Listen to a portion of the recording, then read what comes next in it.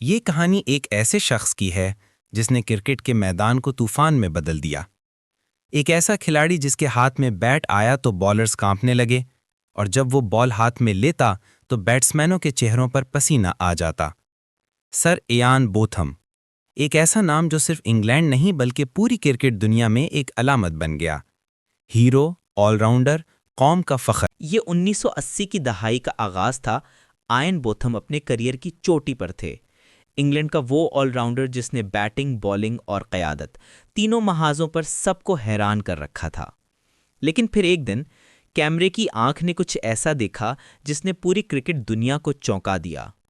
ایک لمحہ جب بوتھم گیند کو اپنی جیب میں رکھتے ہیں، باہر نکالتے ہیں اور اس پر اپنی انگلیاں کچھ زیادہ ہی زور سے رگڑتے نظر آتے ہیں۔ بس اتنا کافی تھا۔ سوشل میڈیا تو اس زمانے میں نہیں تھا، مگر اخبارات اور نیوز چینلز نے آسمان سر پر اٹھا لیا۔ ہیڈ لائنز کچھ یوں تھیں: بوتھم کا راز، بال ٹیمپرنگ یا بدقسمتی؟ کچھ ماہرین نے کہا یہ صرف اتفاق ہے، ہر بالر ایسا ہی کرتا ہے، لیکن دوسروں نے کہا یہ صاف چالاکی ہے، کرکٹ کی روح سے کھیلنا۔ دلچسپ بات یہ ہے کہ اس واقعے کے بعد بوتھم نے کبھی واضح طور پر اس پر تبصرہ نہیں کیا۔ وہ ہمیشہ کہہ کر بچ نکلے یہ سب میڈیا کا ڈرامہ ہے۔ مگر سوال باقی رہا، کیا وہ واقعی بے قصور تھے، یا کیا یہ صرف اس کھیل کے اندھیرے پہلو کی ایک جھلک تھی جسے ہم نظر انداز کرنا چاہتے ہیں؟ 1980 کی دہائی کا انگلینڈ، جب ہر اخبار میں کرکٹ ہی سرخیوں میں ہوتا تھا۔ بوتھم گویا ایک فلمی سٹار، جہاں جاتے لوگوں کے ہجوم ان کے پیچھے۔ مگر بال ٹیمپرنگ کے بعد یہی ہجوم اب دو حصوں میں بٹ گیا۔ ایک طبقہ جو بوتھم کو قومی ہیرو کہتا رہا، اور دوسرا جو کہتا تھا وہ کرکٹ کے اصولوں کے خلاف گیا ہے۔ انگلینڈ کرکٹ بورڈ کے کچھ سابق کھلاڑیوں نے تو یہاں تک کہا اگر بوتھم کو سزا نہیں ملتی تو ہم باقی کھلاڑیوں سے انصاف کیسے کر سکتے ہیں؟ لیکن کچھ تجزیہ کاروں نے سوال اٹھایا، کیا میڈیا نے ان کے ساتھ زیادتی کی؟ کیا انہیں نشانہ بنایا گیا صرف اس لیے کہ وہ سب سے بڑا نام تھے؟ ایان بوتھم کے لیے یہ وقت ایک نفسیاتی جنگ بن گیا، ایک طرف کھیل کی دنیا، دوسری طرف ان کا ضمیر۔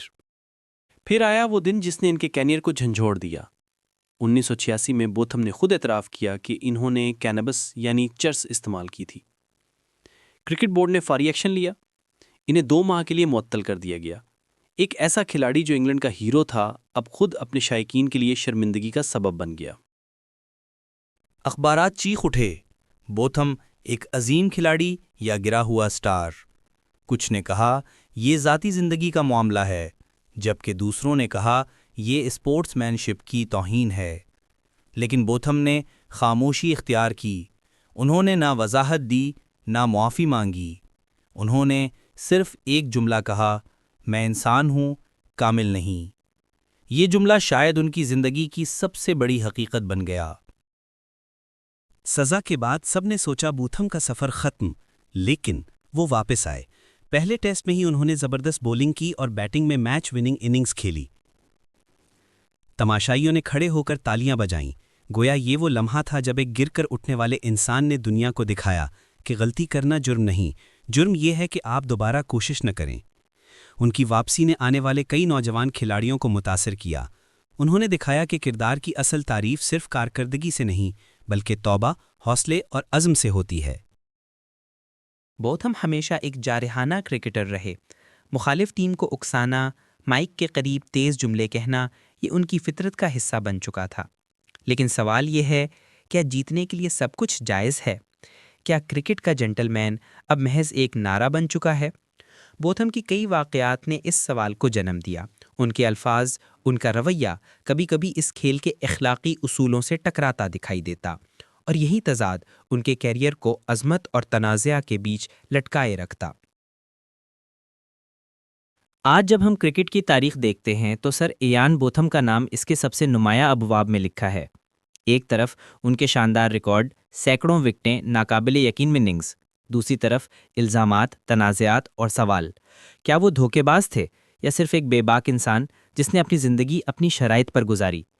کرکٹ کے میدان سے باہر بھی بوتھم نے اپنی پہچان بدلی۔ چیریٹی، کمیونٹی ورک اور اسپتالوں کے لیے فنڈ ریزنگ، انہوں نے خود کو دوبارہ ایک ہیرو کے طور پر منوایا۔ آخرکار شاید یہی ان کی سب سے بڑی جیت تھی کہ وہ اپنی غلطیوں سے بڑا بن گیا.